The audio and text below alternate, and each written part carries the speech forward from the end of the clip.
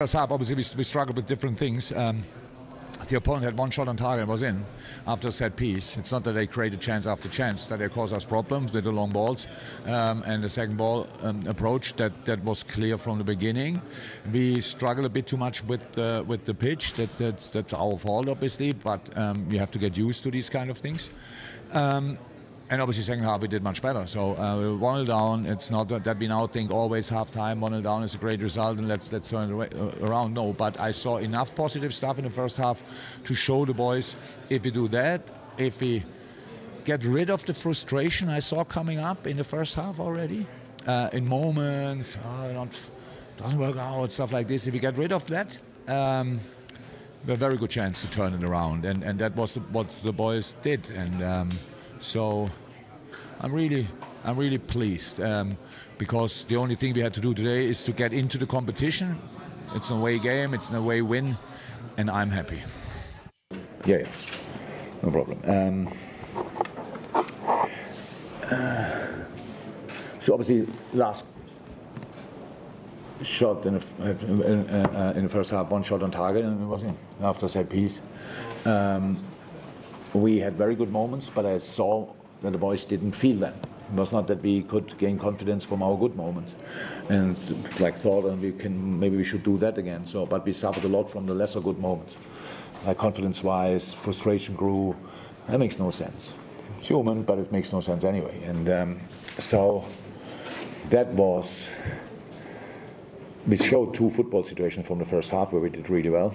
Because I'm pretty sure the boys would have thought there was nothing good in the first half, but that's not true. We had good moments, and that's what we showed. And besides that, I told them we have to get rid of the frustration and start getting back into the game again, and we have a good chance to turn it around.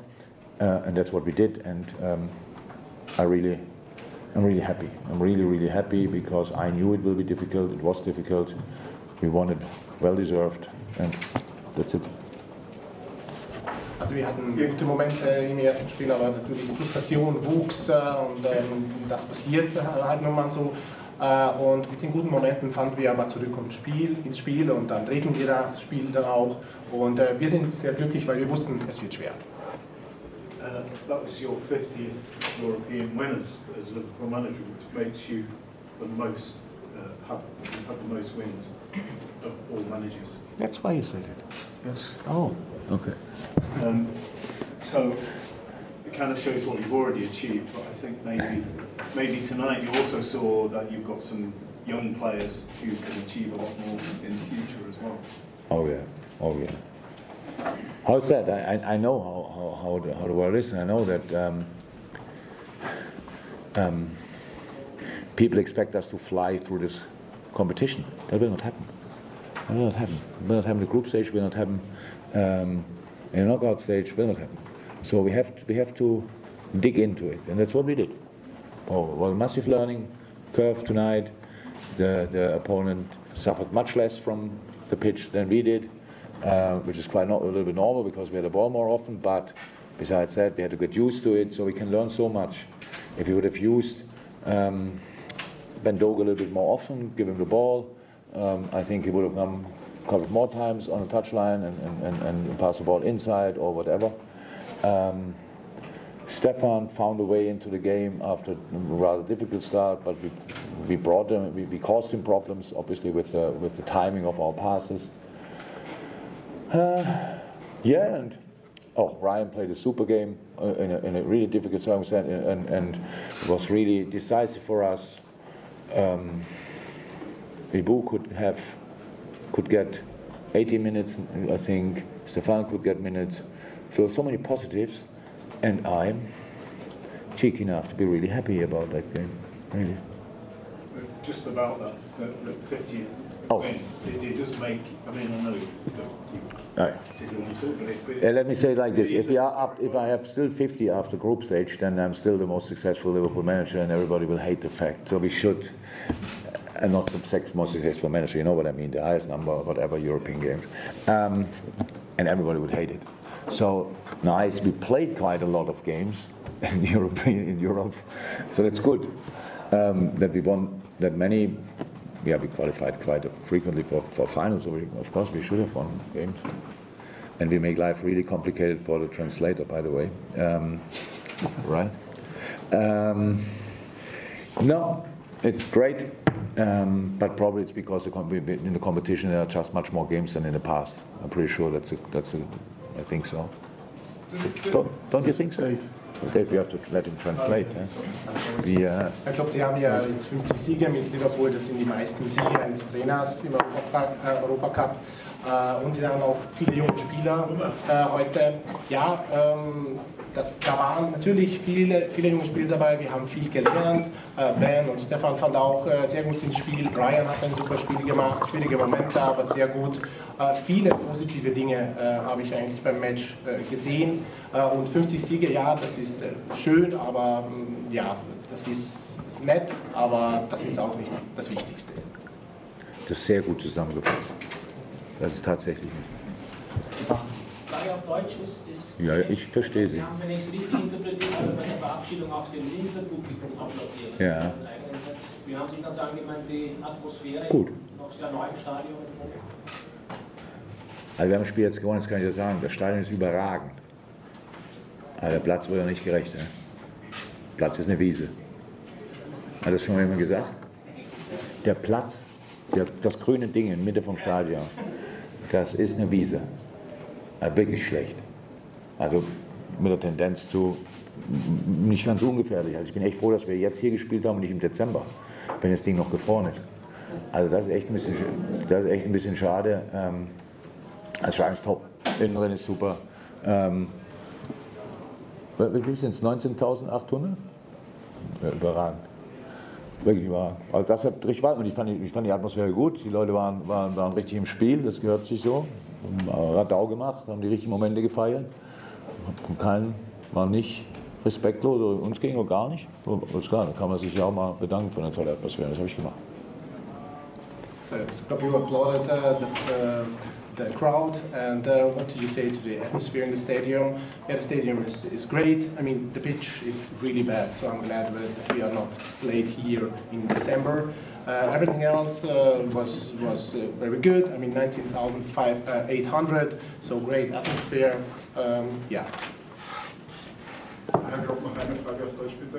Der LASK hat Ihnen oder Ihrem Team lange Parole geboten, einen Kampf auf Augenhöhe, also auf Augenhöhe, einen harten Kampf geliefert. Was trauen Sie diesem Team, also dem LASK, und den weiteren Bewerben noch zu? Das kann ich nicht einschätzen, ich habe das andere Spiel nicht gesehen. Da stand es 1-1. Wie ist es ausgegangen? 1-1. 1-1 ausgegangen. Ja, ich habe das Spiel nicht gesehen, also ich habe keine Ahnung. Es ging ja davon ab, von der Stärke der anderen Mannschaften. Und die müsste ich erst mal sehen, um das einschätzen zu können. Sie waren sehr gut organisiert, sind in vielen Bereichen toll gemacht. Jo, aber wenn jetzt meinen Kollegen keinen Rucksack aufsetzen und sagen, aber sicher muss ich unbedingt für die K.O.-Runde qualifizieren. Aber sie haben leidenschaftlich gespielt, sind sauber geblieben, sowas mache ich. Die allererste Aktion war ein bisschen harsch, das allererste Foul. Da waren meine Kollegen direkt mal auf dem Bein, aber danach waren es normale Zweikämpfe und das ist gut. Also der LASK wird das bekommen, was sie sich da abholen können in der Gruppe. Und was ich ihnen dabei viel Glück wünsche, ist ja klar. Weil gegen die haben wir schon gespielt, jetzt kenne ich den LASK, die anderen beiden kenne ich noch nicht. Und wir werden sehen. He's happy. Excellent stuff. Plenty of people were a little bit confused at the start, Owen, by Liverpool's purple kit and the fresh approach he'd taken to the lineup. Yeah, 11 changes. I think I'll go back to the kit, James. I was worried about the kit as well, to be honest with you. I wasn't really feeling it, but it was a slow start to the game, obviously, with the 11 changes. But in the end, I think with the squad depth that they have, they were able to find the solutions that they needed. LASK taking the lead. Were they a little bit fortunate, Liverpool, with the penalty that brought them back into it? Well, there was a lot of debate, wasn't there, as we were watching it, and it did seem a little bit fortunate. But up to this point, James, they didn't really create too much in the game there, and I do think it was slightly fortunate. But we've seen a lot of controversial penalty decisions in Europe consistently. Yeah. But Luis Diaz was fantastic in the game, and Nunez. To be fair, this is a great finish. You know, a really good penalty, and from this moment on, it just felt like they were a different side.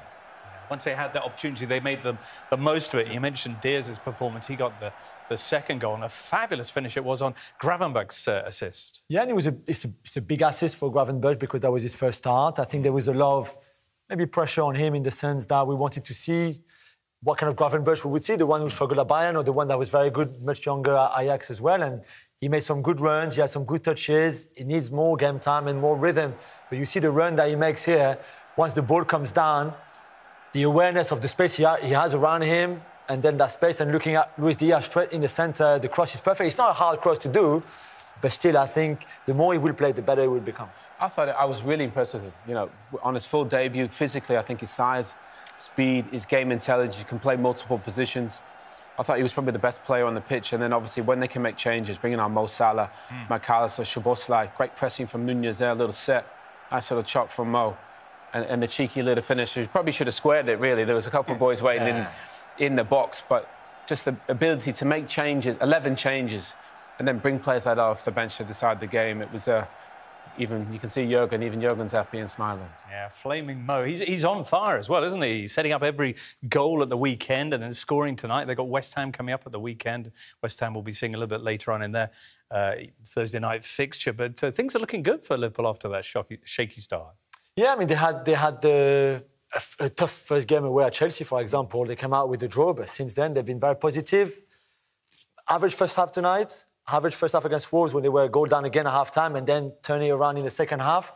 Maybe don't make that happen too often. For Roma and Jose Mourinho, nice to see Romelu Lukaku getting on the score sheet. Welcome back, everybody. Good to have you with us. Well, at half-time, Liverpool, Nigel, were down to LASK. We were looking to see how long it would take Jurgen Klopp to make some substitutions. He did in the end, and the reinforcements paid off. But did Darwin Núñez get on the score sheet? Is that right?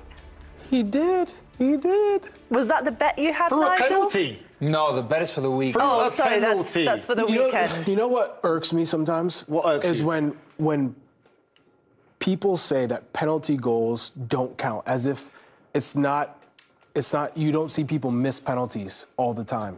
People miss penalties. You have to have a certain character to go up there sometimes when your team's not doing well, you're not in form, put the ball down, and bang one home. And so I give Darwin Núñez credit for stepping up to the PK spot and burying it. And yeah, the penalty we thought was a little bit soft, but he stepped up and buries it. And that's how you can get going. That's how you can get the confidence moving. And Darwin Núñez is a player that has so much potential. You can see athletically, physically, his movement. Everything is there except the finished product. And once he finally starts to get a little bit more composed and accurate with his finishes, I think he will be a top striker. Let's take a look at the highlights while you boys talk about it, because they did go down just 14 minutes into the match as well. They made 11 changes to the side that played at the weekend in the Premier League. This is the goal that they conceded, which was a bit of a shock, wasn't it, to start, Nigel? Yeah, it was a well-worked set piece, though. Make no mistake, that wasn't accidental. Great driven ball from the corner, from out to the edge of the box, and it's a great finish. This is when the comeback started. Charlie, the penalty coming in the 56th minute. Here, the defender just throws himself to block the shot, and he gets unlucky because it's that right foot that comes and clatters into the foot of Diaz. And who steps up but Darwin Núñez, who Nigel Reo-Coker doesn't rate, but hey. No, I never said that. I never said that. I just don't think it's working out for him at Liverpool. But again, they take the lead with another well-worked goal there, with bringing in the reinforcements. Diaz there, but the one player that I want to pay attention to for me is Harvey Elliott. He really has been special for this Liverpool side. Had a fantastic performance today, and there we see Mo Salah doing Mo Salah-like stuff there. Well, great feet. Again, Nigel, you failed to recognize the hard work done by Darwin Núñez on both of those goals. No, I'm just saying. He keeps coming after me. It's fine. Darwin works hard, and I think that's why you're starting to see him play, and why I think Jurgen Klopp believes in him is because of his work ethic, his commitment to try and help in his movement. It's just that finished piece. Charlie, this is if Jurgen Klopp believes in him, he'll start a lot more in the Premier League. He doesn't currently right now. He doesn't start in the Premier League a lot. You've got Jota, you've got Gakpo, other players who play at him. These are opportunities for Darwin Núñez now to get games under his belt and to start scoring goals. I personally just don't see it working out for him at Liverpool. I'm not saying he's a bad player. I really do think he is a good player. But this Liverpool team, how it plays, it just doesn't suit him. My question is, I'm more worried about Liverpool having to go onto their bench for reinforcements to get the job done. That's the more worrying. Well, I suppose at the end of the day, it's a nice result for Jurgen Klopp considering the changes that he made. Michael and Steve alongside me. Liverpool a goal down out in Austria in their Europa League opener. It wasn't in the script for them. LASK took the lead through Florian Flecker. Michael, how well executed was this corner, do you think? Well, it was well executed. First things first, they've watched videos of Liverpool and then they've put it onto the training ground. Just have a look at this. They make a beeline, 2 players to block Liverpool's 2, Gravenberch and Diaz, and that makes all the difference, Steve, when he gets to taking the touch and shooting. Yeah, and then obviously it allows the time for him to get his head up and take nothing away from this strike here. You'll see this from here. When that ball doesn't move in the air, that means you've hit that ball so pure. There's obviously players there in the line of clear to block his view, but take nothing from that strike. It was flying to the back of the net as soon as it left his foot. They had no intention of doing anything else but blocking. So I'm sure VAR had a look at it, but... Brilliantly executed, absolutely. Liverpool, though, conceding early again, Steve, and they should have levelled, shouldn't they, through Darwin Nunez. How good was this save from Laval? Again, it's a corner set piece that Liverpool have looked at, going to Van Dijk from the far post, headed down towards the 6-yard box. It's an unbelievable save, but I just feel Darwin Nunez has just lacked a little bit of aggression there, Mo, just to sort of get his head. He's waited for the ball maybe to come to him rather than get on the ball himself first. You look at it, don't you, and you think, what should he do different? I mean, if he goes back across, it's a longer way to go. When it comes to you and you're on the back post, it's only about a metre to the goal. You often think shorter distance, just head it in this area. I think it's a very good save, more so than a big miss. Such a good reaction. Well, I thought first half it was a below-par performance, really, from everyone. They had a bit more desire to get in behind, show a bit more quality, and they, like I said, just do the basics well. They're so sloppy in the first half.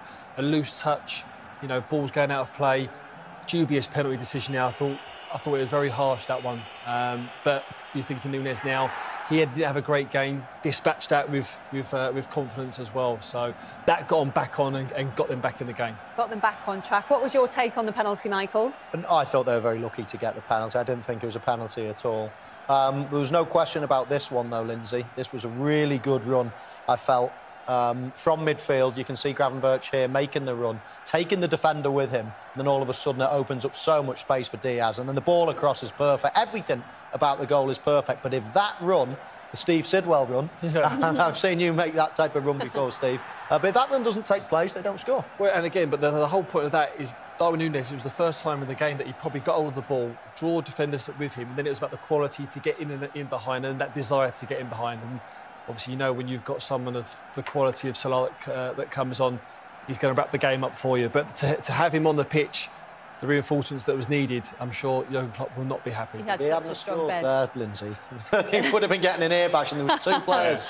A goal involvement for him, Michael, in every game this season. Thank goodness they kept him, eh? Well, exactly. And what more can we say about him? He'll go down as a club legend, and he continues to do the business. His record in Europe as well is quite stunning. It really is. A 3-1 win for Liverpool then in the end. But Steve is very excited about what is going to happen next as we go straight into Brighton against AEK Athens. Now, make sure you head over to tntsports.co.uk or scan the QR code for all the post-match fallout from this game, including our interview to come with manager Jurgen Klopp. Ideal night for football, you've got to say.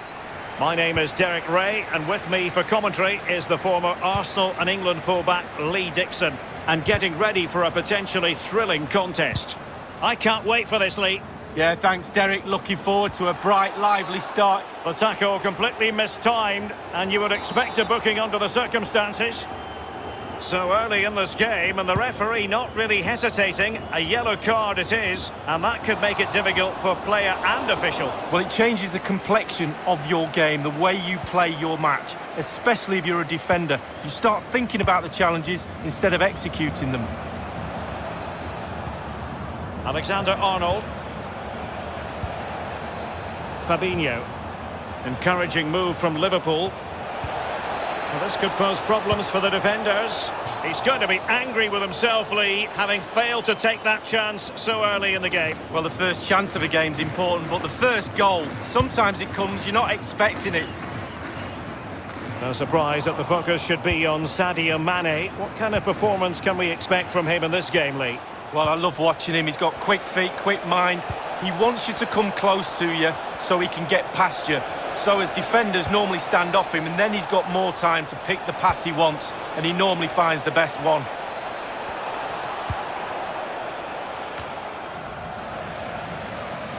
Not to be advised giving the ball away there. And he takes it on. Well, body in the way. Liverpool in a position of menace. Can he put them in front? Well, it was a wonderful chance, but the goalkeeper comes through. Well, he's done really well with his angles there. Good reactions too. Well, no end product. Johannes Eggestein. Michol. And fed forwards. Just cutting off the supply.